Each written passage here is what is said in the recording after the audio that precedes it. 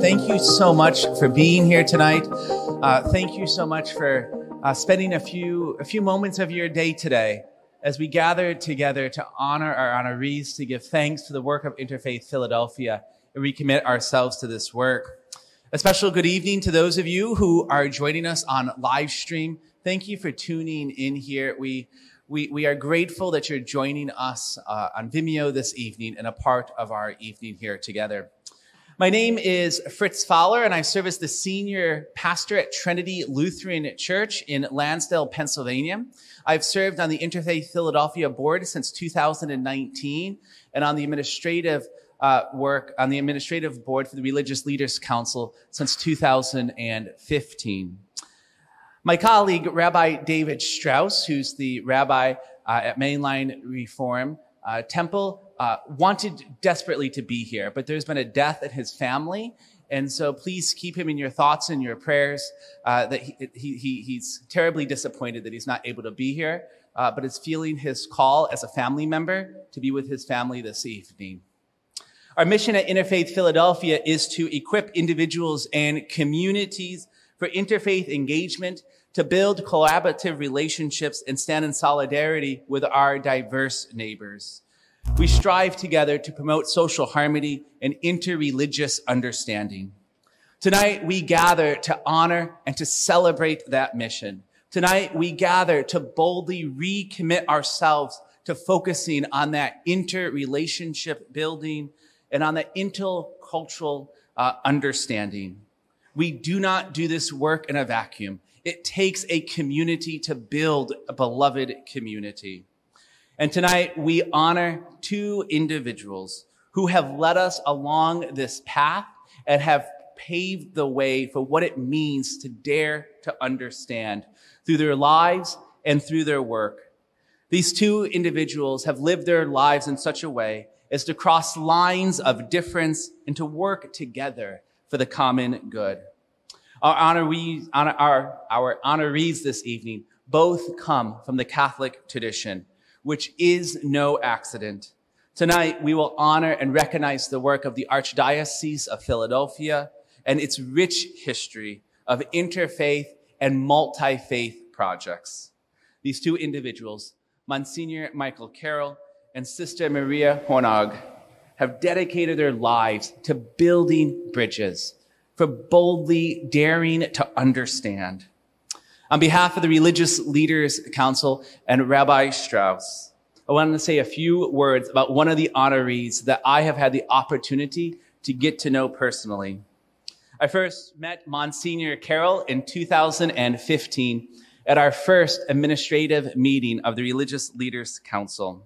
I'm proud to call him both a colleague and a friend. I remember my first visit to the Archdiocese for one of our Religious Leaders Council meeting, and Monsignor Carroll took me under his arm, invited me in, and offered for me to sit next to him around the Archbishop's large conference table up on one of the top floors of the building. You helped this Lutheran find their way in the Archdiocese. If you know Michael, you know that he knows everyone in Philadelphia. He has either taught their mother or their father or their cousin or their aunt or uncle. He knows everyone, and he knows every neighborhood in our city.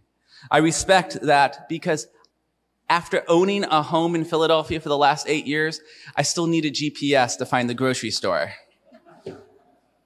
Michael, you are quiet, you are self-effacing with a beautiful sense of humor. You're never one to complain. With your soft-spoken wisdom, your pastoral care. At our meetings of the RLC, he is always early. He's never been late to a meeting that I know of. And he never says no. When he's asked to help with a project, from adult literacy to whatever we might be working on, you always say yes, and you bring a sense of personal wisdom that makes the project or the idea more fruitful for our city. Thank you. Thank you, Monsignor, for your prophetic and for your pastoral voice over the last 6+ decades that you have served this city. Thank you for your commitment to interfaith dialogue and for your steady leadership. You are a gift to this city and a gift to Interfaith Philadelphia. You have dared to understand, to not make Philadelphia a more tolerant city, but a city that celebrates religious diversity. Friends, I invite you to a spirit of prayer. Wonderful Creator, we begin by giving thanks for these lands that we gather on today, first inhabited by the Lenni Lenape people. We thank you for the holy experiment our city was founded on, and for all the previous generations who have worked towards building a beloved community. We come to you humbly asking that you bless our and the homes of all residents, our schools, our libraries, our businesses, our industries that strive to meet the needs of all in our city. We pray for your protection of those who serve in our fire department, police department, and emergency medical services. Grant wisdom to those in leadership, including our elected leaders and public servants. Help us care for the parks, the rivers, the playgrounds, and public spaces in Philadelphia. Help us tend to those in our city who struggle with food and housing insecurity, mental illness, and those differently abled. May we be a city full of compassion for our neighbors, be known for helping one another, and to be building a community of love for one another. Keep our houses of worship safe. Guide us to end discrimination and racism in our city. Protect immigrants and refugees, and grant perseverance to nurses and doctors and all who provide health care to our residents. End this pandemic. We commend to your compassionate care our neighbors who served in the armed forces at home and abroad. Defend them day by day and give them courage for the perils surrounding them. Finally, as we gather this evening to dare to understand, let us not forget the words of the author of Psalm 133. How good is it when siblings dwell and sit together, creating a majestic tapestry of peace and understanding. Amen.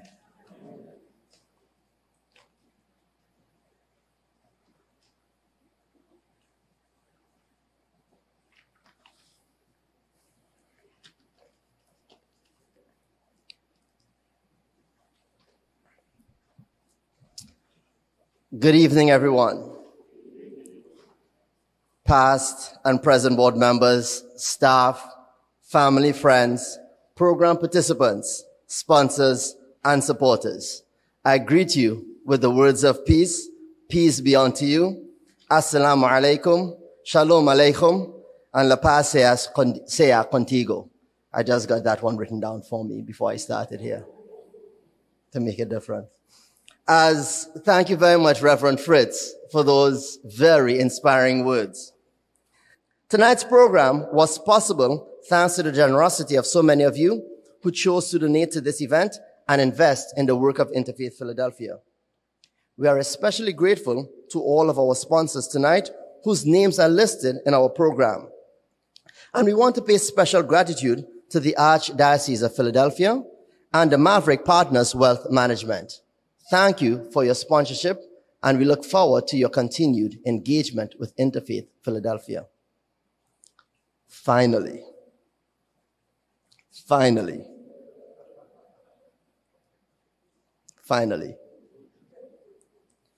I'd like to express deep personal appreciation, and I'm sure that of many others, for the board and staff of Interfaith Philadelphia.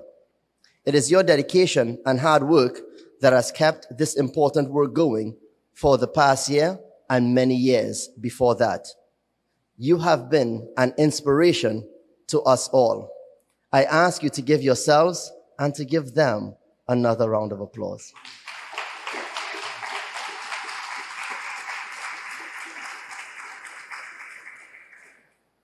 Did I say finally already? I did, okay. I did? All right. We'll begin our program, or the next part of our program, with a poem by Era D. Matthews, the 2022 Philadelphia Poet Laureate.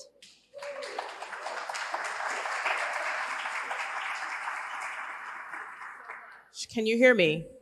Such an honor to be here tonight. Thank you all to the family of the Interfaith Philadelphia and all of the folks who've come out tonight. We really appreciate your presence, and it's a special night. And I tend to read poems not only that I write, but also poems that other poets have written who live here in the Philadelphia area who may not have the opportunity to stand before you and read their work.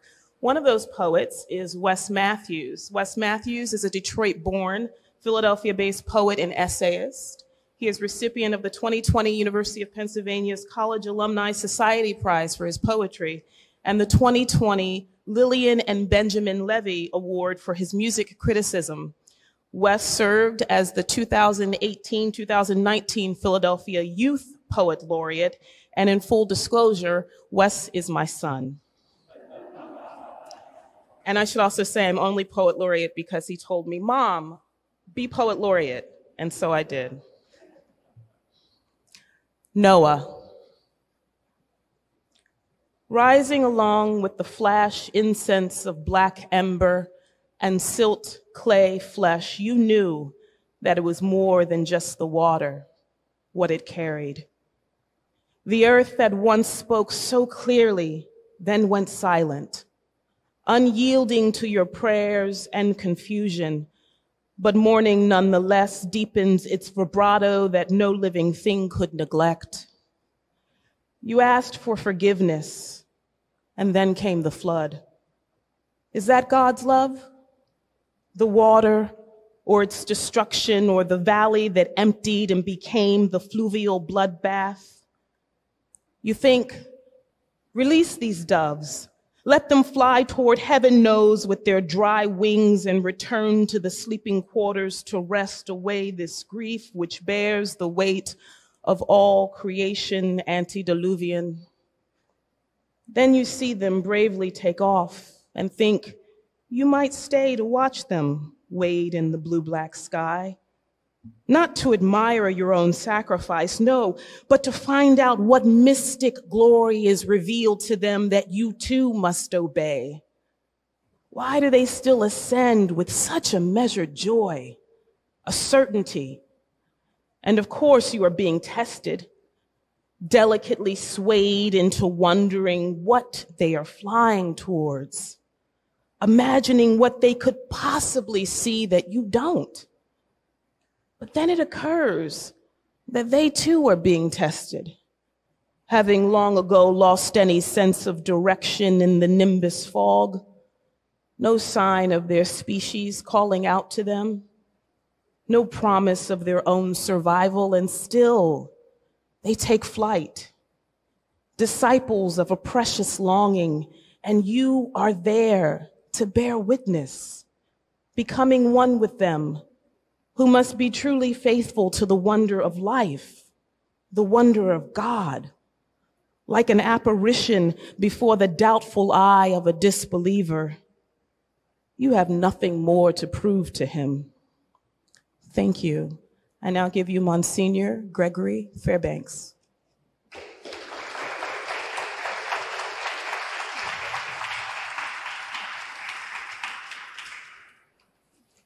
Thank you. I'm grateful for the opportunity to speak this evening for the Catholic Archdiocese of Philadelphia and its involvement in ecumenical and interreligious affairs and relations, particularly in context of tonight's award ceremony. I have to admit, as a priest, I see a microphone and I think that I get to preach for as long as I want. Or that as a professor in the seminary, I know I have a 75-minute class period. And I've still got 74 minutes to go. I'll try and be short. That's not always one of my virtues, though. I gratefully acknowledge that I had some help with this from Dr. Patrick Hayes of the American Catholic Historical Society, a wonderful organization, which I also have the honor of serving on the board of that organization, as well as Interfaith Philadelphia. Catholics, like many immigrant groups in the past, were not welcomed in most places of colonial America and in the later United States. I think of my own mother, who grew up not far from here in Fairmount section of Philadelphia. She graduated Hallahan High School in 1942. She was among the very first Irish hirees of Penn Mutual Insurance Company. It had only been a year or two before she graduated high school that the Irish need not apply sign was taken down from that place. Her maiden name was Kelly, so she couldn't have faked it even if she wanted to. Now, my father, on the other hand, who also grew up in Fairmount, he would have been able to get away with it with a surname like Fairbanks. Fairbanks, of course, is a very English name. It has Puritan roots. But of course, the Irish had married into that family a few generations before. So I imagine my Puritan ancestors are rolling in their graves seeing a Catholic priest now with that name. Catholics endured much prejudice in this country. But that's not a trait that just Catholics can identify with. All of us, if we think back in our own past, the generations before or even our own generations, are able to identify with hurts and exclusions. I think what is most important is that, and I'm here to talk about Catholic involvement in ecumenical and interfaith relations, is the fact that we've been able to turn that negative history and turn it around to try and make sure that it doesn't happen again to the next other that comes after us. All faith traditions are to be welcomed in what Abraham Lincoln called the great American experiment of the United States. The particular context that helped Catholics kind of turn and make this pivot, reaching out in trust, in welcome, and most importantly in hope, has been shaped by the Second Vatican Council, which was held in the early 1960s. Out of this event, the Catholic world began to focus in earnest on breaking down walls which to that point had made it insular and almost a monolithic entity, which those both inside and outside the church considered it felt to be safer behind those walls, each on their own side. This shift in perspective impacted the formation and outlook of clergy and consecrated religious the world over. Monsignor Carroll and Sister Maria not only were not immune from it, but they embraced it. And they sought to begin to build bridges by tearing down those walls. Locally, one response to the Second Vatican Council's new perspectives was the creation in the Archdiocese of Philadelphia of the Commission on Human Relations, which began in May 1964. That was just a few years after Monsignor Carroll was ordained a priest for the Archdiocese. From the start of this commission, there was a twofold purpose: to foster ecumenical relations and to attend to racial cooperation and healing. Almost right away, the first large-scale interfaith prayer event was hosted by the Archdiocese, and it had Catholic, Protestant, and Jewish faith leaders joining together to pray and to decry racial prejudice.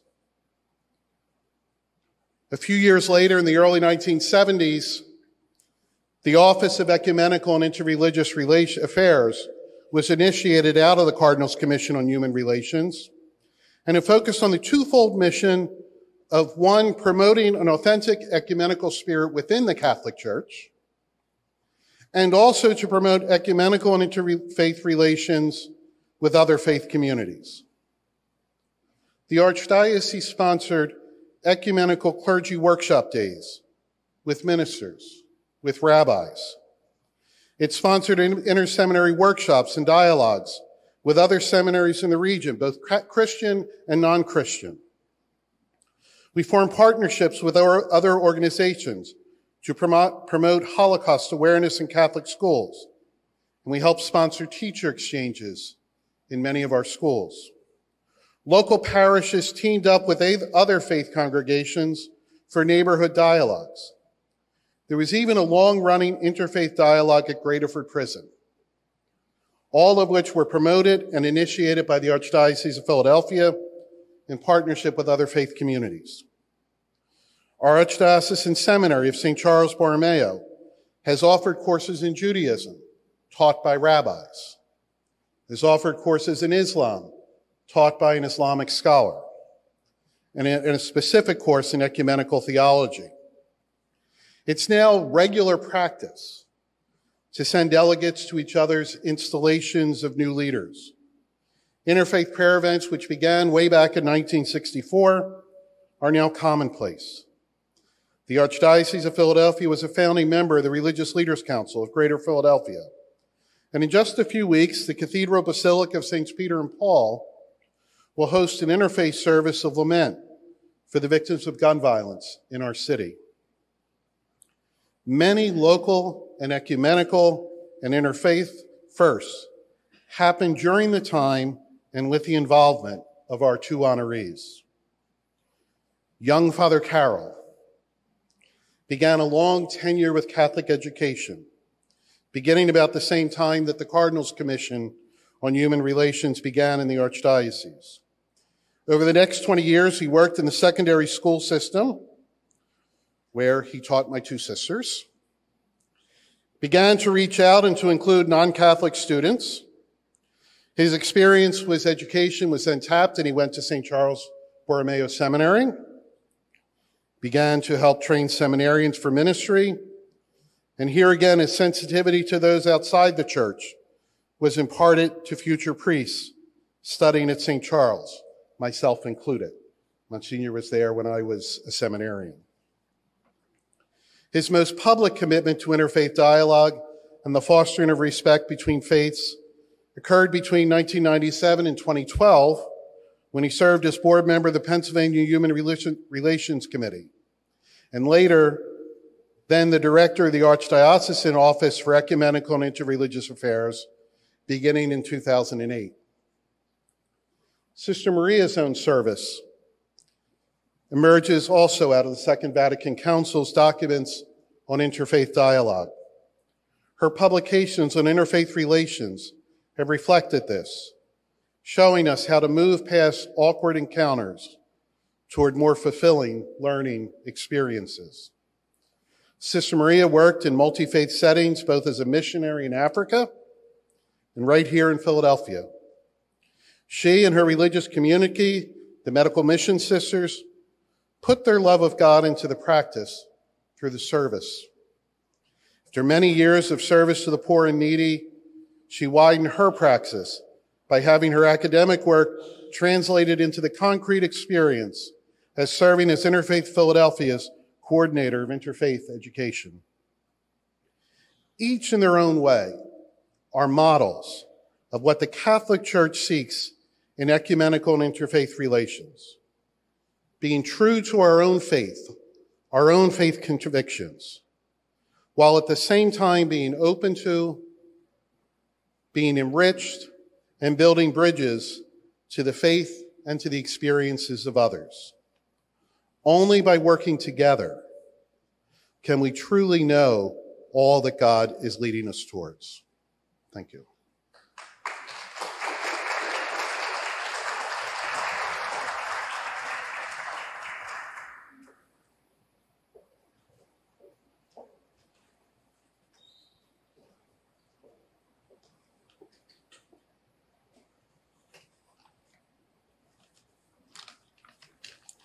It was so heartwarming to hear about two such wonderful people, one I know so well, so well.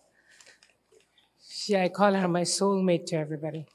And the senior Carol, whom I learned so much about today. I have only 2 minutes, and there's so much to say, so I'll follow the script as much as I can. Sister Maria is the interfaith spirit embodied. My father raised me with an interfaith psyche, so it was such a joy to encounter a kindred spirit from another faith tradition. What a validation she was. Lately, I'm discovering Mary/Maryam, Mother of Jesus, as representing the human spirit at its purest. Born in the Judaic tradition and having lived the life as the purest model in that tradition, Mary gave birth to the Word of God embodied. The utmost significance lies in not only being the only female mentioned by name in the Quran numerous times, but having a chapter named after her. There is a message in this Quranic scriptural focus on Mary, and I believe that people like Sister Maria continue her legacy in their impassioned lives. Perhaps it was that spirit that pervaded the unique interfaith sisterhood that Sister Maria, Elaine, and I had when representing the three Abrahamic faiths of Christianity, Judaism, and Islam, respectively. The spirit was like a stream flowing, sparkling with the myriad hues of divine rays. We always eagerly looked forward to the interfaith work we did together because of this gentle fluidity of love, mainly flowing through her. Also with Elaine. Privately, we shared stories of our lives and moments of growth. Through those, I realized Sister Maria's leap of growth came in her 30s in Africa. This occurred when she recognized the shared spiritual space with the apparent other. Monsignor mentioned that. When she encountered a pagan come nature worship of a native and realized as to who we were to judge anybody's faith. This enlightenment matured into giving us one of the best inspiring books and workbook for training in our work. This is the workbook. I just love these books and I forever will. Encountering Other Faiths. She gifted this to the Interfaith Philadelphia, which is being used to this day.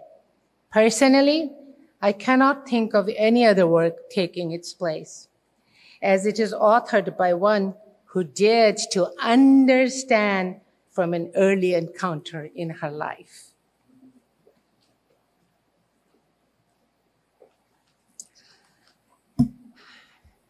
I begin with apologies and gratitude to Mary Oliver for a couple of isolated phrases adapted from her poem, At the River Clarion. Quote, "It wasn't a persuasion. It was all the river's own constant joy, which was better by far than a lecture, even one which was comfortable, exciting, unforgettable."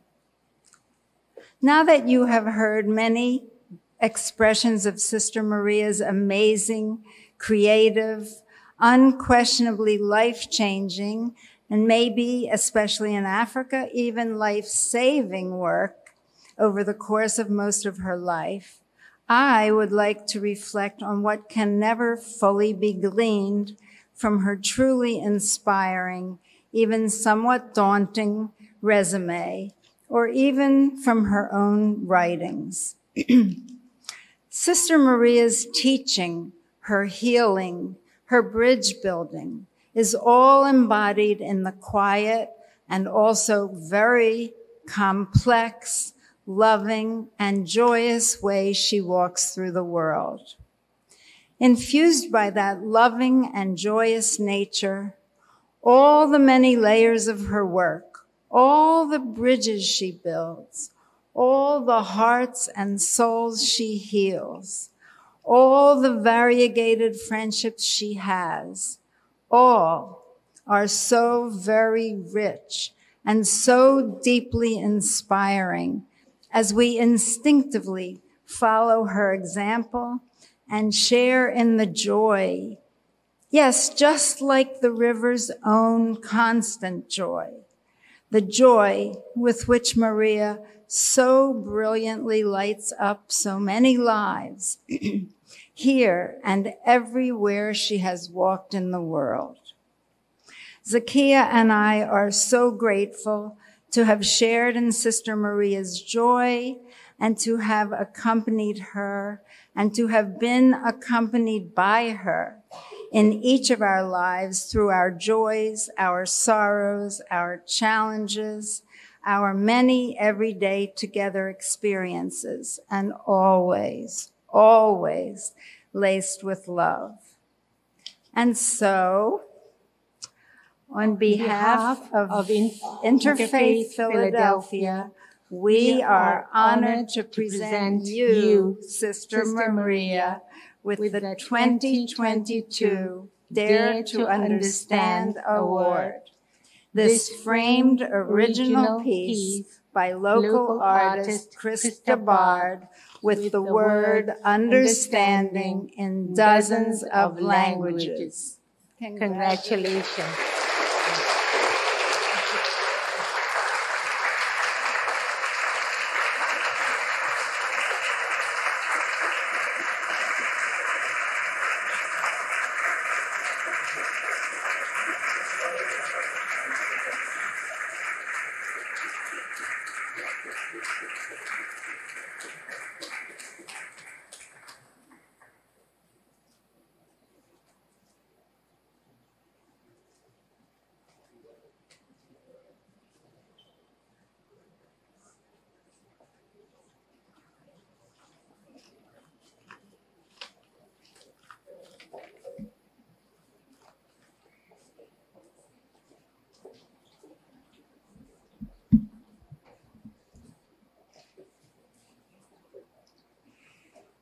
Well, those words were quite something.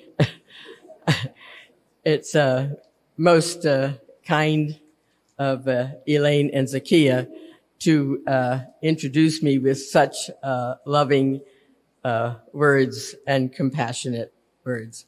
And I give thanks to all of you, heartfelt thanks for this evening of appreciation for myself and for Monsignor Carroll.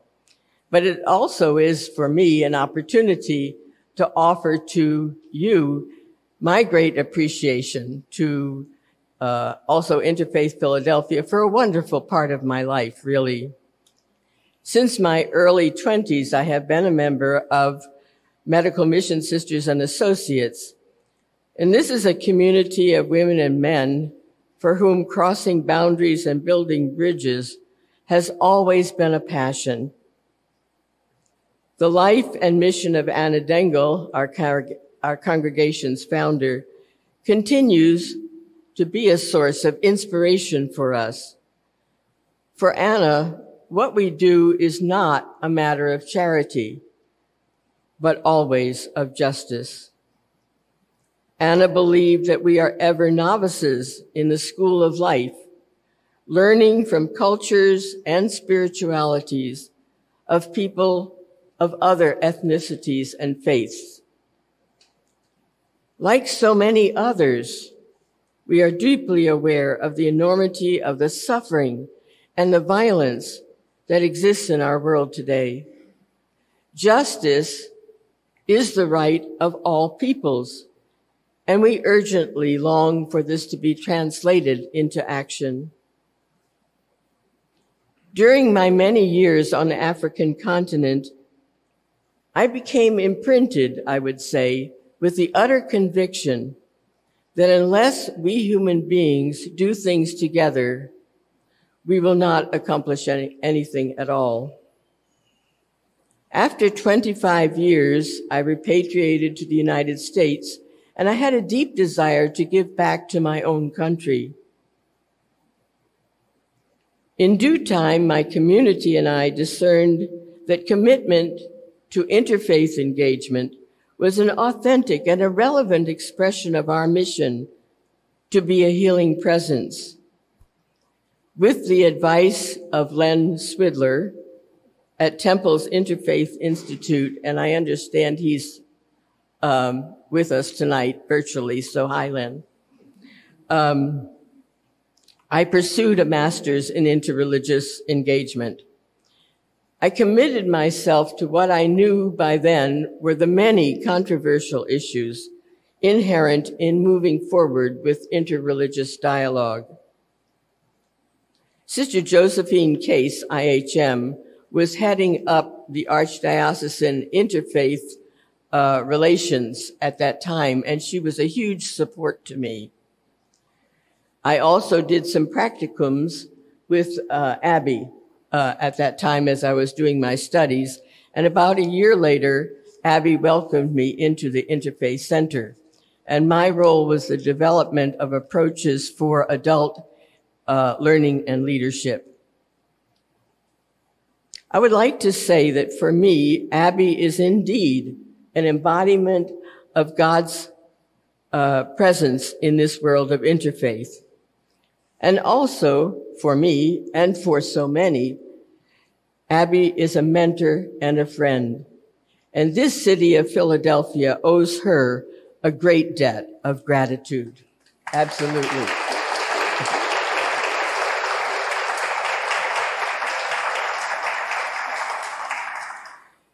Philadelphia's interfaith characteristic translates into its being a beacon of commitment and courage to what growing together across faiths and ethnicities means for us and for our nation.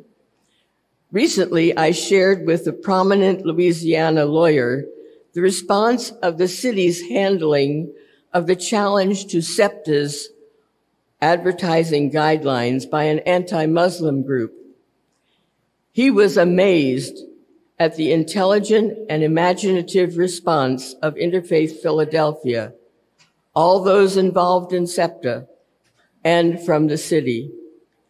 Truly, I think we will never know how the ripples of what is done here moves way beyond us. Here in our own city, Interfaith Philadelphia's twin imperatives, dare to understand, dare to serve, are front and center as 22 faith communities and service providers in the Kensington area came together to consider the relevance and the viability of forming an interfaith coalition.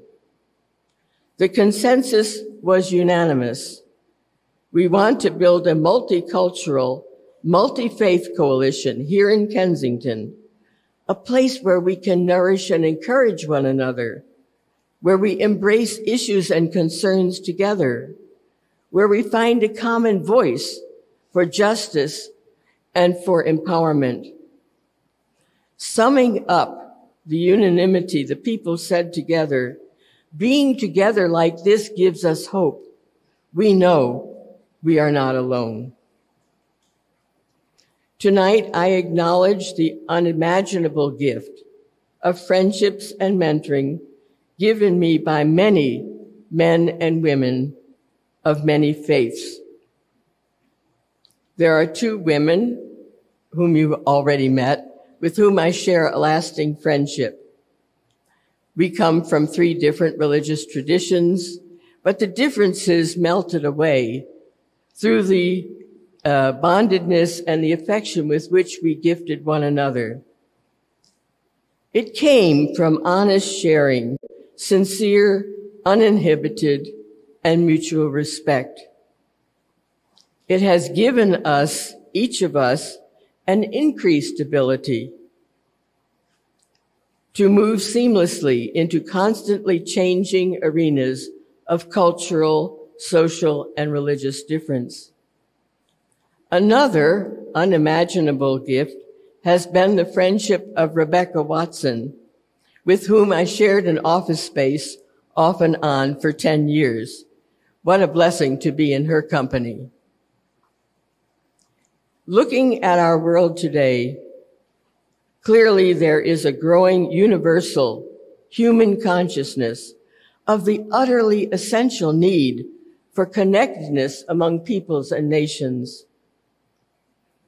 Antonio Gutierrez, Secretary General of the United Nations, speaking to the heads of nations in 2021, said, "The challenges ahead clearly demand a more inclusive and more networked multilateralism. We need to move from death to health, from business as usual to transformation, and we must make this happen, and we can only do it together. Pope Francis has said in his recent encyclical, "No one can face life in isolation. We need a community that helps and supports us, a community where we can help one another looking ahead, each bringing the richness of his or her own beliefs and convictions." We have just heard the words of Rabbi Abraham Heschel, spoken at the funeral of Madeleine Albright. The world is too small for anything but mutual care and deep respect. The world is too great for anything but responsibility toward one another. Promoting this journey toward oneness for the healing of the nations is at the heart of our commitment as a global medical mission congregation. We of Interfaith Philadelphia can clearly envision the healing of our nation and of our world through our mission, Dare to Understand, Dare to Serve. Thank you.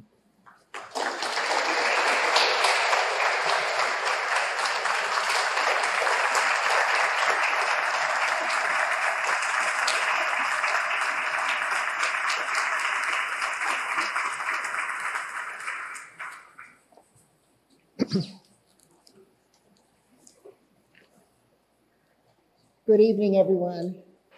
I'm Ruth Leibson, and I'm very honored to have the opportunity to present the 2022 Dare to Understand Award this evening to Monsignor Michael Carroll. My friendship with Michael Carroll goes way, way back. In fact, my connection to him can be traced to his participation during the second half of the 1980s, can you imagine how long that is? And the first half of the 1990s in the work of the Interfaith Council on the Holocaust. The council was an interreligious and interracial group of Philadelphians, academics, religious leaders, and community activists dedicated to teaching the lessons of the Holocaust and making those lessons relevant to contemporary society. Permit me, however, to first take a moment to set the historical stage for the transformational work that Monsignor Carroll and I engaged in together. And this is a little repetitious, Monsignor Fairbanks, forgive me. In 1965, and it bears repetition, in 1965, the Second Vatican Council, meeting in Rome, promulgated its seminal document, Nostra Aetate, which, by the way, is Latin for in our time. The document led to improved Christian-Jewish relations, an openness to dialogue, and a better understanding of each other's faith.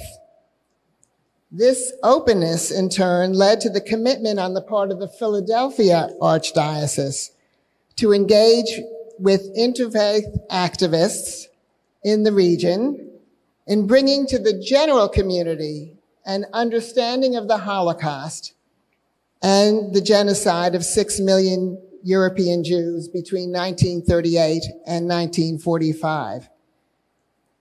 The Office for Ecumenical and Interreligious Affairs of the Archdiocese recognized the critical role that it itself could play in working specifically with the Jewish community to develop educational outreach projects around Holocaust themes. And these projects had the potential to reach a wide cross-section, especially of the young people in our city. One such project, one such result of these efforts was the Youth Symposium on the Holocaust. It's now, believe it or not, in its 45th year and has involved thousands and thousands. We're not sure what the number is exactly, but certainly over 50,000 high school students from public, private, and most significantly, parochial high schools throughout the greater Philadelphia area. Now, the work of the Interfaith Council on the Holocaust was similarly profoundly affected by the support and influence of the Office of Ecumenical and Interreligious Affairs, and especially by the participation of Monsignor Carroll. He brought an extraordinary dedication, a sensitivity, and a commitment to our work. He took great pride in all of our efforts and could always be counted upon to contribute thoughtful insights to our discussions. As its executive director during the 80s and the 90s, I can personally attest to the awesome responsibilities that the board members, including Monsignor Carroll, assumed at the Interfaith Council. The agenda was an incredibly busy one. Do you remember all the things we did together? Including several international symposia, a summer month-long German and American international student program, which was repeated in 4 summers, an international photographic exhibit with the collaboration of the Smithsonian Institution, a series of dialogue sessions with Philadelphia-based seminarians, and on and on and on. Monsignor Carroll helped to conceptualize and to bring these efforts to fruition, and I counted on his wisdom, and I counted on his leadership. I just wanted to share with you a piece of Monsignor Carroll's personal biography, which was very instructive to me to consider when I was preparing my remarks tonight. And I asked myself, what were the possible motivating factors that drove the Monsignor over these years to add his voice to interfaith work, specifically to interfaith work, in addition to his pastoral duties? And I learned something very interesting, that when Monsignor was growing up, he was living in the Overbrook section in Philadelphia. And at that time, Overbrook was a very interfaith and a very multicultural community. The Monsignor's neighbors included Jewish families and even some Holocaust survivors, I learned. And I personally believe that this interfaith environment in which he was raised most assuredly must have had a profound influence on his future decision to become a priest and to commit to what we in the Jewish community describe as tikkun olam, healing the world. Monsignor Michael Carroll's career in the priesthood has included so many different aspects. Working in partnership, for instance, with the Anti-Defamation League to build a curriculum for the Catholic schools that was entitled Abraham, Our Father in Faith. It includes serving as director of the Office for Ecumenical and Interreligious Affairs of the Archdiocese. It has included the position of rector at St. Charles Borromeo Seminary. And also, as we learned before, it's included board membership on the Pennsylvania Human Relations Commission. What a remarkable career it has been, and what a life of service to the Catholic community and well beyond the Catholic community, a service that affected all of us. Therefore, on behalf of Interfaith Philadelphia and the Religious Leaders Council, I'm indeed very honored to present you, my friend, Monsignor Michael Carroll, with the 2022 Dare to Understand Award, with this beautiful framed original piece of art by Krista Bard, with the words understanding repeated many, many, many times, inscribed in different languages. What could be more meaningful? Congratulations. Mazal tov, as we say in Hebrew.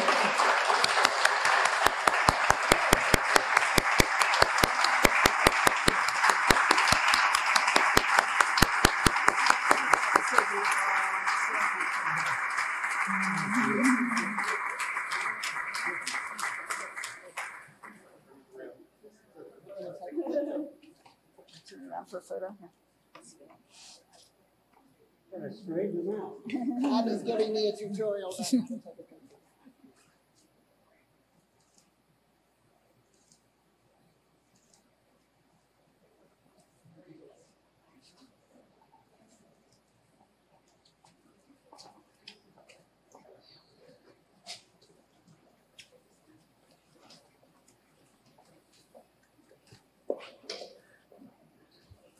I'm delighted that you had the youngest come last.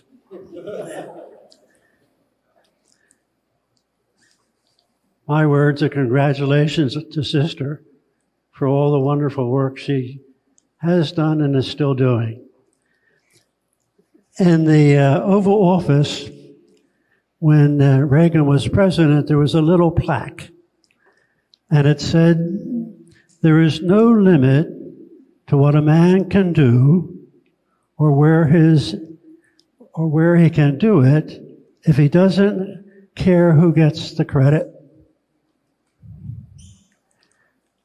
In receiving this little award, I accept it not only for myself, for all the wonderful people with whom I was blessed to work, some not here.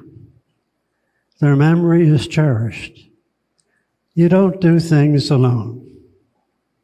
And we did them together with a lot of smiles. And they had to listen to my wonderful jokes called groaners.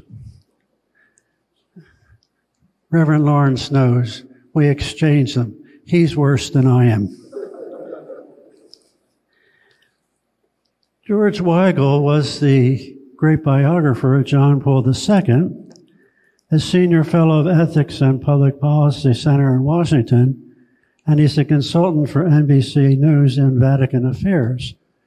And recently, he wrote an article that pertains to the work we do. It's called The Next Pope, Ecumenism and Interreligious Dialogue. And he starts, the next Pope must strengthen the quest for Christianity as a quest for unity and faith, and must facilitate a truth-centered interreligious dialogue. And in the course of the article, he said, interreligious dialogue is in a season for heightened and politicized religiosity is complex, volatile, and sometimes dangerous. Could I tell you a little story that was an experience of mine in 1988? Don't do the math. And it didn't happen in this country, and it was interfaith. It was the 50th anniversary of Kristallnacht, the Crystal Night, and the Foreign Office of West Germany, because it was West Germany and East Germany then, with Berlin in between, wanted to have an interfaith group come for the 50th anniversary. The head of the group was a rabbi from Los Angeles, and they had a Episcopal bishop, a Greek Orthodox bishop, the Lutheran bishop of New York, who had been the president of our Lutheran seminary in Philadelphia, and they invited a bishop from the Bishops' Conference of our bishops. But you remember, that Crystal Night is November the 10th, and that was the meeting of all of the bishops in the United States and Washington. So they couldn't go. And they had to select somebody to go to represent them. They made a mistake. They selected me. Well, it was a wonderful experience. It wasn't just show up and, be pleasant. We looked at the educational situation. What were the students in Germany being taught about the Hitler experience, and especially the Holocaust? And we went to the different churches. The first Jewish museum to be opened since the end of the Second World War was in Frankfurt, and Helmut Kohl, the chancellor, was there. But we had a meeting in a synagogue in Frankfurt, and I happened to have next to me the president, von Weizsäcker. And we were chatting, and he said, "Father, do you know that there is armed security at every synagogue in Germany?" Armed security. I did the math, 1945, 1988. I was floored. Well, not too long ago, one of my last meetings at Beth Elohim, mainline reform, Rabbi Strauss says, "Well, we always had meetings and you just go in." But this one day you had to push a bell. And somebody on the inside said, "Who is it? What are you here for?" Security. Interfaith work can be dangerous. Synagogue, mosques, churches. Well, that little visit to Germany was nearing an end, and we were to go to Berlin. But the Bishop of New York and myself, we were watching TV, and it was the official presentation of the 50th anniversary of Kristallnacht in the Bundestag, and the president was introducing the principal presenter for that meeting. She was a Jewish scholar of great worth, and he started his introduction. You couldn't believe the demeaning language, the lack of understanding. So we looked at each other and said, "We can't let this stand." So we protested, the two of us, to the Foreign Office and said, "We're going home." Reuters came in and we did an interview to make the point. It can be dangerous. And as I was leaving, going back to the airport, I never said this to anybody. I had a thought. I don't know where it came from or why I even thought it. This could happen again. And now we have Putin and the Russification of the Ukraine.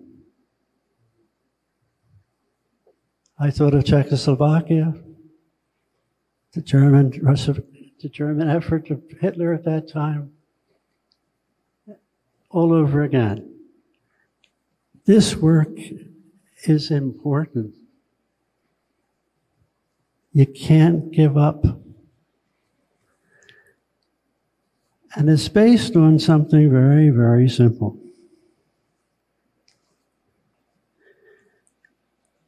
Weigel said, genuine interreligious dialogue begins with understanding and acknowledges the other's self-understanding.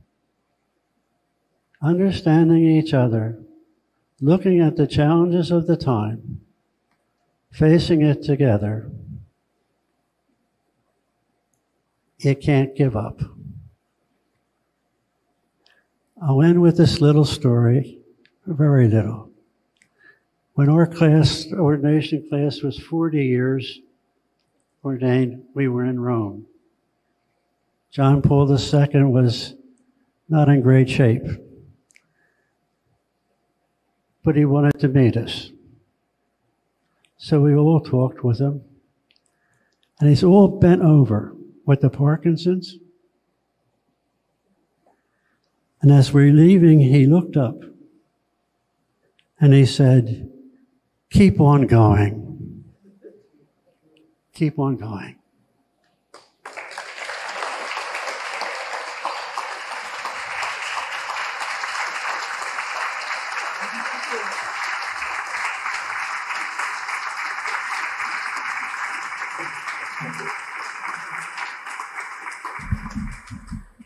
Monsignor, before you sit down, and you may be seated, thank you. Let me first thank Abby and Interfaith Philadelphia for, let me unmask. There. Let me, you called my name and you weren't aware that there's a surprise for you tonight. I hope you don't see it as an ambush. But thanks to Abby and to Interfaith Philadelphia for creating a space for me to say a few words to you. My name is Stephen Lawrence, and I chair the board of NUCOR, which is the New Conversation on Race and Ethnicity. There are some NUCOR members in the room. You can wave your hand if you so choose. Hi, Eleanor. So good to see you. In 2008, the mayor of the city of Philadelphia pulled together a group of faith leaders and asked them to come up with a way for the city of Philadelphia to have a conversation on race, a sincere conversation on race. And in that room was the Reverend Monsignor Michael J. Carroll. Now, he was there because it's in his portfolio to be there. If conversation is going on between folk, he's the one assigned.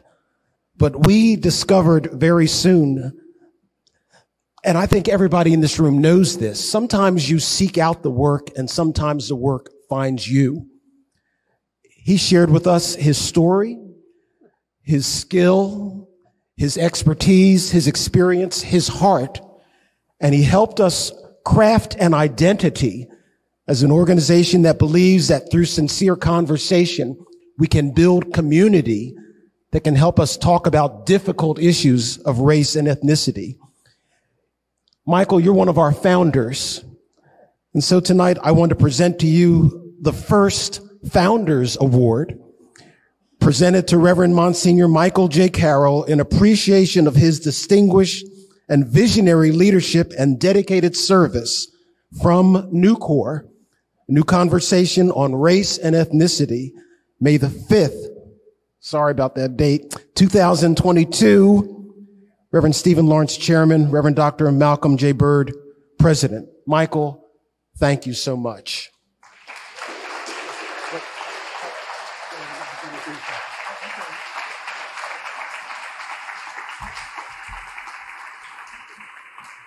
We used to meet in the old Green Hill, which became the Baptist Seminary on Lancaster Avenue right there at the corner.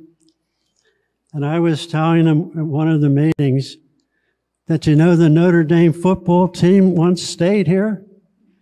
And they said, "How do you know that?" I said, "My dad told me. He watched them going down to Mass." So then they said to me, "You know where we're meeting? This Baptist seminary?" In the bar. God bless.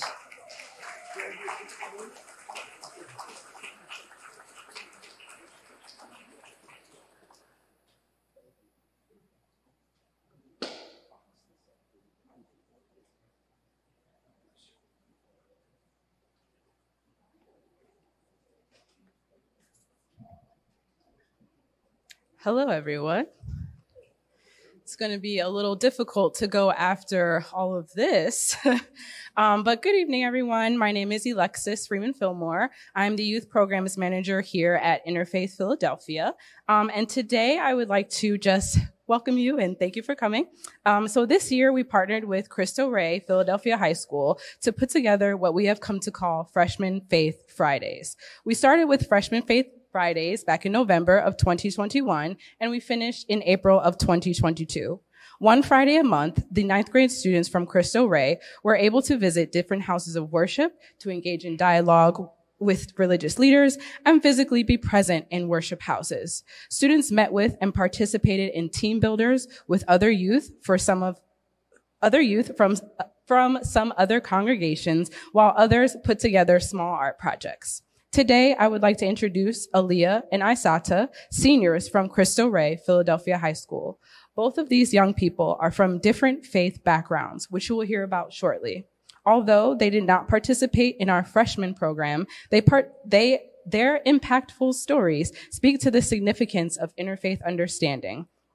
We also felt that there was an overlap with our goal to create spaces for young people of different faiths to learn, to grow, and to interact with one another in positive and respectful ways. These young people have come to us today prepared to talk to you all about how being in a Catholic school for students of multiple faiths has strengthened their own religious and spiritual identities, and to speak to why they feel that interfaith work is important. And without further ado, I would like everyone to welcome Aaliyah and Isata. Thank you.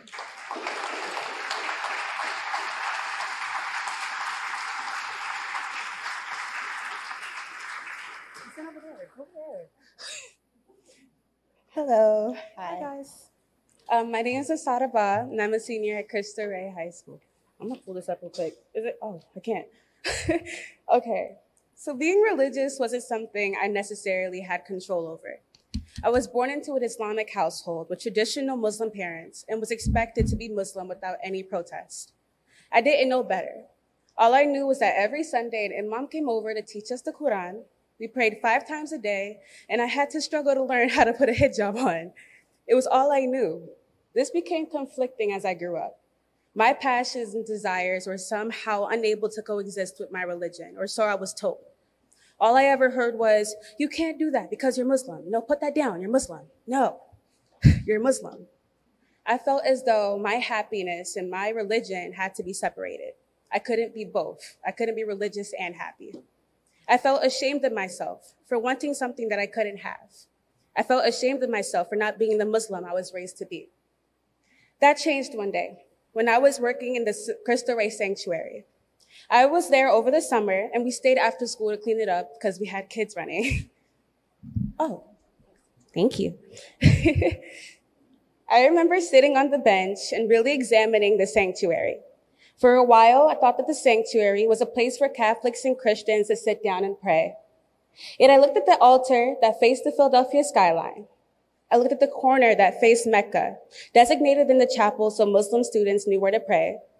I saw the stacked chairs there to fill the entire space for all students and all staff. I saw the watercolor stained glass and realized that Christ is with everyone, regardless of religion. And that made me reflect more on my own religion.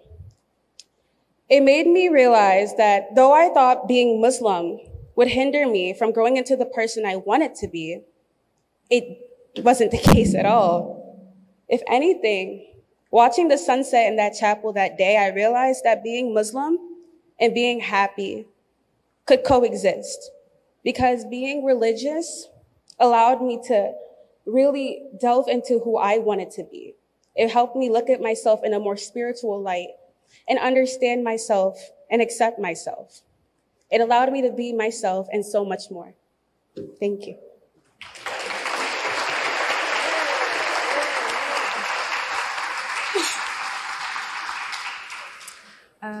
Hello, everyone. My name is Aaliyah. I'm also a senior at Cristo Rey Philadelphia High School.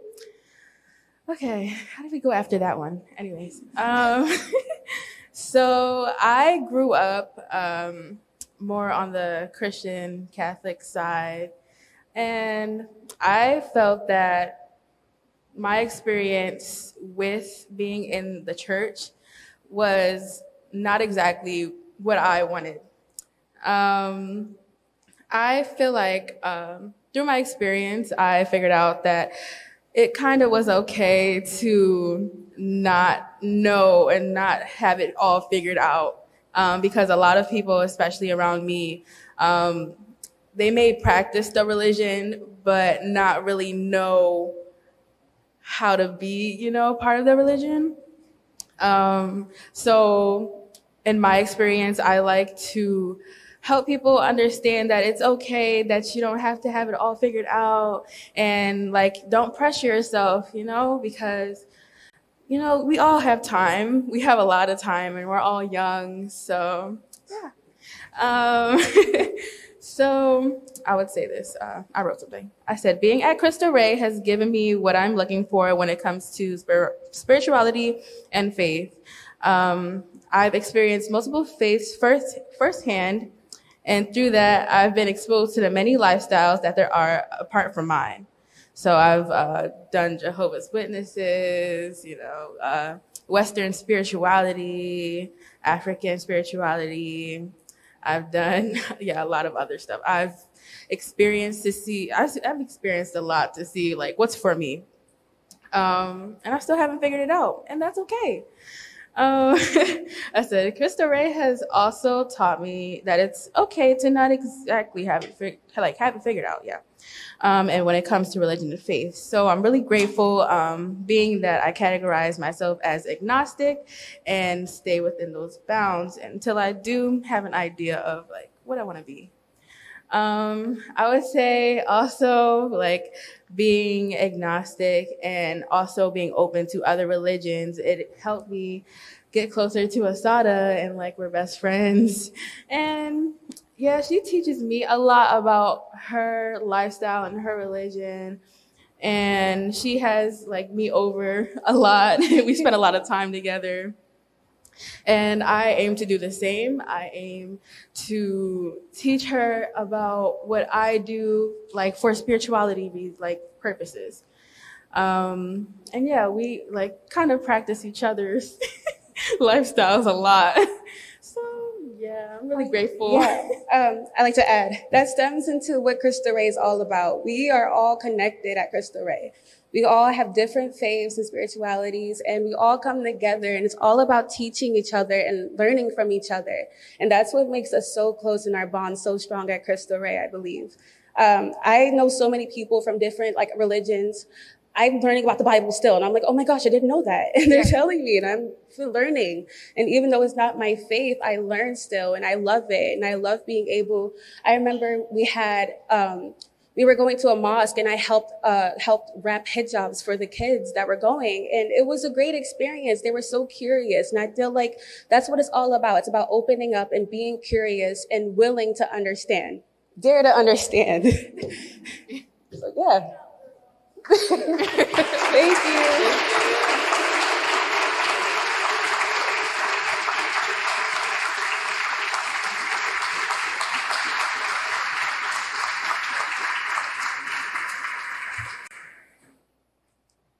I have the honor of sharing another poem with you tonight, and I was meditating on the idea of daring to understand the entire night. And I've taken the skeletal remains of a poem that I've had, and I've imbued it with some of the things that I've heard tonight.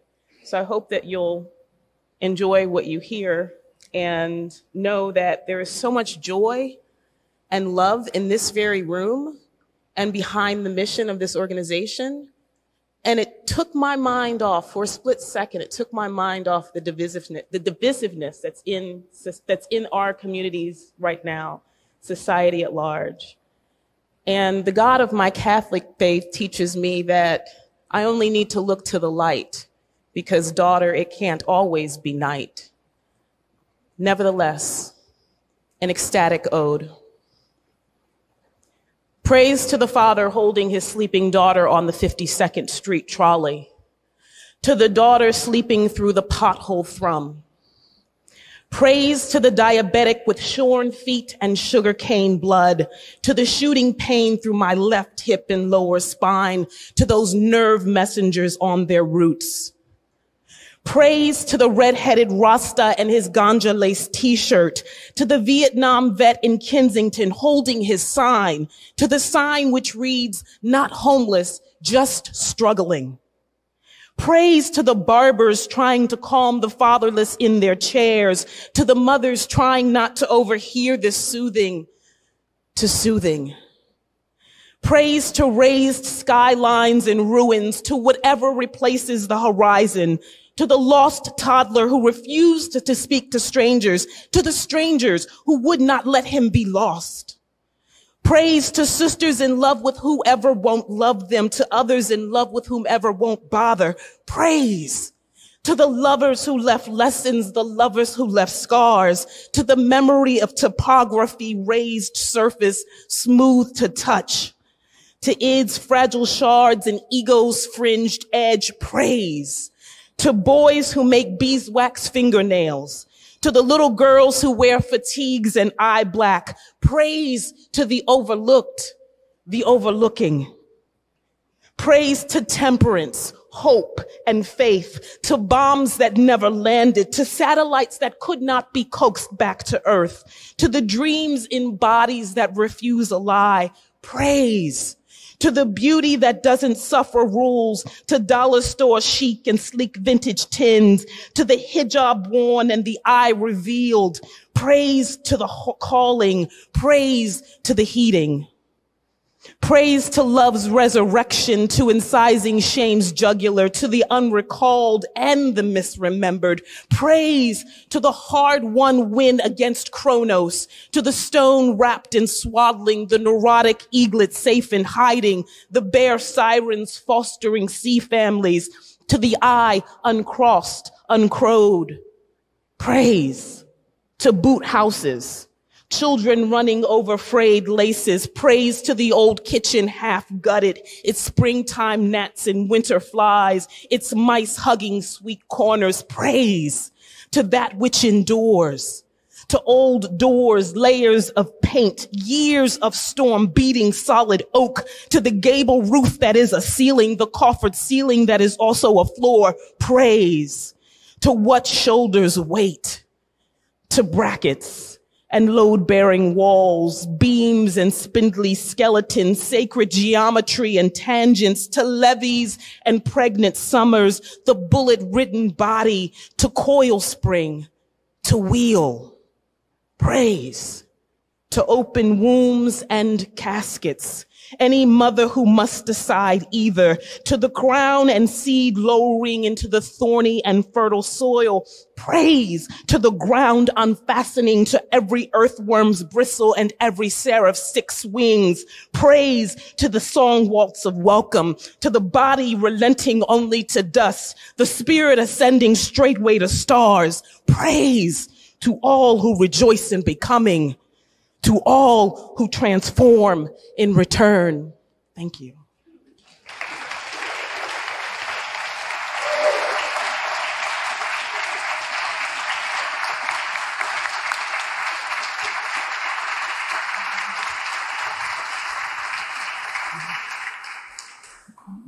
Praise to the poets.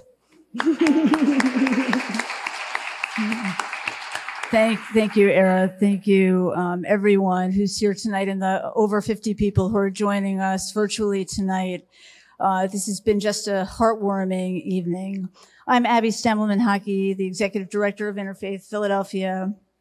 And Monsignor Fairbank's story about your parents, Monsignor, took me back to a stunning moment in my Jewish childhood when I first heard the word Catholic in my home. It was the day of John F. Kennedy's election. My father sat me down and said that something very important and special had happened that day. For the first time, a Catholic had been elected the President of the United States. I was 4 years old. And it's amazing that in those few words and in the expression on my father's face, I understood that somehow this was a very big deal. Fast forward to my arrival in Philadelphia for my first job out of social work school with the Jewish Community Relations Council. Monsignor Michael Carroll, along with Sister Gloria Coleman, were the first 2 Catholic leaders through my work that I met, and they were heroes around our office, as you heard from Ruth. At that time, just 35 years after the Holocaust, it was palpable how vulnerable the Jewish community felt. And having Catholic leaders stand by our side, we could feel the openness, the repair and the reconciliation, all of those things that we're hoping we can resurrect again and again in our time. Fast forward again to the early days of Interfaith Philadelphia. We're in our third year. Like an angel dropping from heaven, Sister Maria met me at my office. She came to ask if we could offer a home for her new book, Encountering Other Faiths, which Zakia showed us in her workbook. She wanted to put it into practice. She said her community, the Medical Mission Sisters, would support her to work with us, and she generously offered to staff our other adult learning initiatives. We didn't have any at the time. Well, it was a quick yes, but at that moment, I had no idea it would lead to a decade of support from Medical Mission Sisters and a decade of Sister Maria's work that served as the foundation of what is today Interfaith Philadelphia's Leadership Institute, offering workshops and trainings to people of all sectors. I'm indebted to both of our homegrown heroes, whose legacy we honor tonight. We stand on your shoulders. Monsignor Carroll, you truly look the same today as when I met you in 1980. Seriously. And I saw your picture on the wall of the seminary last week, and isn't it true? Really, you embody humility and have graced solemn and celebratory occasions, tense moments, and probably thousands of interfaith meetings with a grace and a sense of humor. Sister Maria, whenever I look into your eyes, I feel the calling that is your superpower. As we heard from Zakia and Elaine, your presence always reminds us that this work is sacred.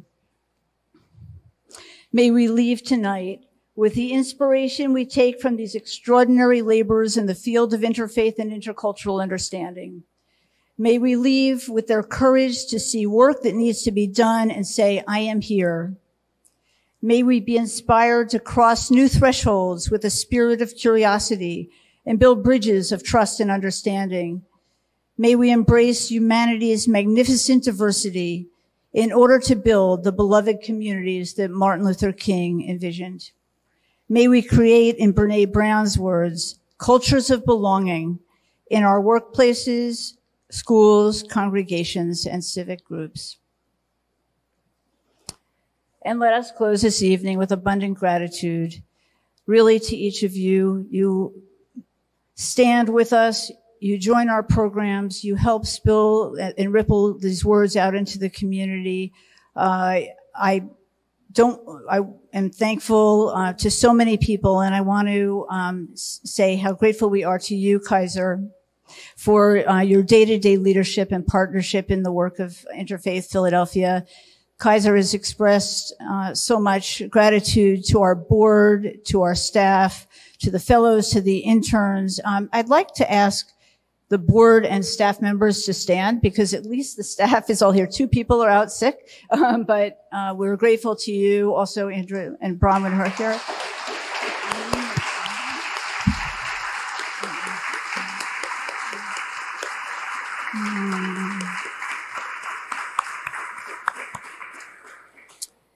And as we close, let's go have a cup of coffee or tea, continue the conversation for a dessert reception. And for those who are looking for prayer space, go back into the area where the reception is, over in that part of the community. And just thank you for being here. And congratulations, Monsignor Carroll and Sister Maria.